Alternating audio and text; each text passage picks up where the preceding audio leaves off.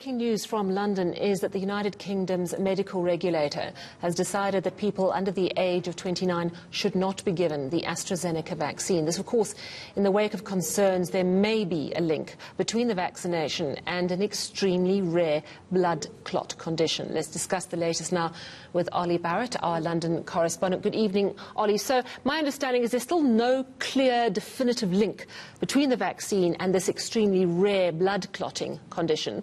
So how did the medical regulator explain their decision?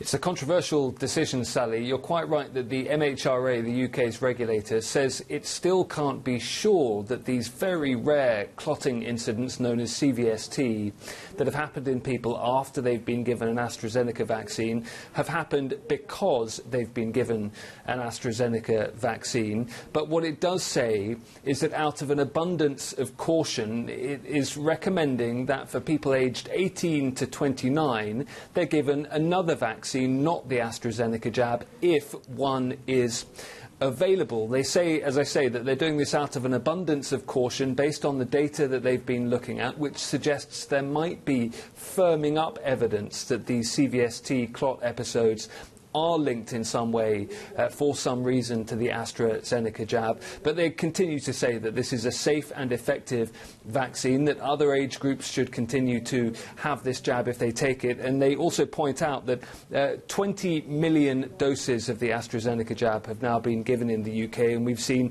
79 people in this country suffering these rare blood clots. And some critics of the regulator are saying that really is not far off the rate that you would expect to see of this type of clot in the unvaccinated population. They also say that COVID-19 itself can cause clotting too. So, as I say, it is a controversial decision, but the UK regulator says it's acting out of an abundance of caution in that lower age range. Has there been any response from the Oxford AstraZeneca team who developed the vaccine?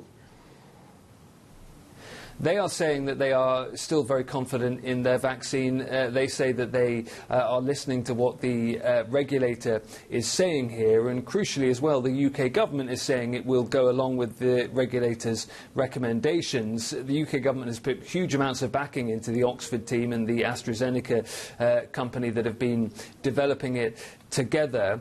There is privately, I think, some, let's say, anger actually in UK government circles, which is not being expressed publicly but privately, about the decision that the MHRA has taken here because of how rare these episodes are.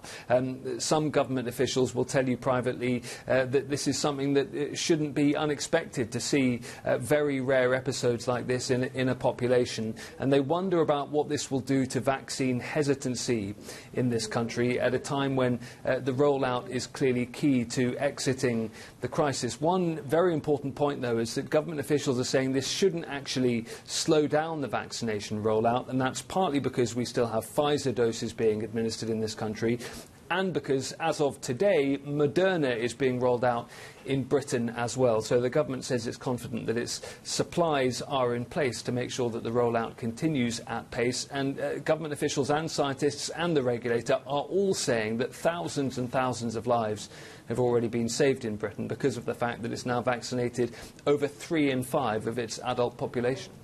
So, Ollie, is there any clarity on when we're likely to find out if there is, in fact, any link at all between this rare blood clotting disorder and the AstraZeneca vaccine?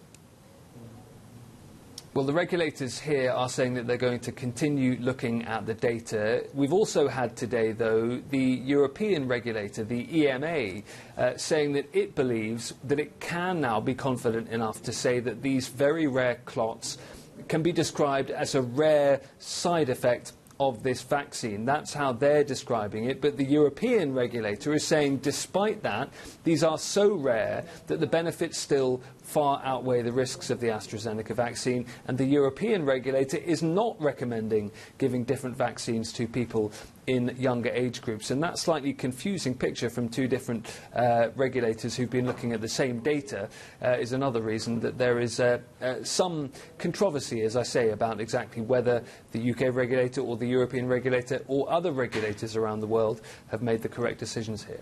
Thank you so much for that update. That's Ollie Barrett, our London correspondent.